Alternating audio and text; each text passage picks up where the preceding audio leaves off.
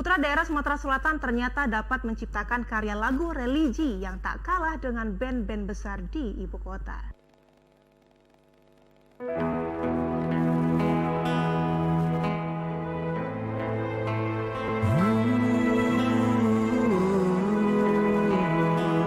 Sumatera Selatan sejak dulu cukup terkenal menghasilkan seniman yang mampu eksis secara nasional. Maka tak heran bila terus ada putra daerah asal kota Pempek ini menciptakan karya yang dapat diterima oleh masyarakat. Seperti yang dilakukan sekelompok anak muda yang tergabung dalam Join Brother Band asal Sumsel ini, di mana pada momen bulan Ramadan tahun ini menurunkan lagu religi mereka yang bertajuk Sujudku Padamu.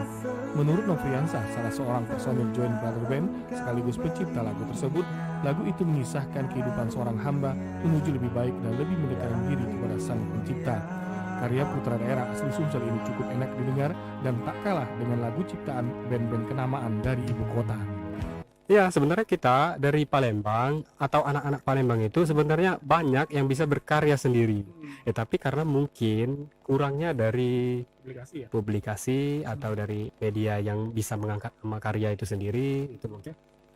Ya kalau bisa lagu ini bukan cuma didengarkan oleh orang-orang sekitar saja. Mungkin bisa dari nasional mungkin sampai internasional juga. Mereka berharap karya ini dapat diterima di masyarakat luas. Tim Liputan TVRI Sumsel.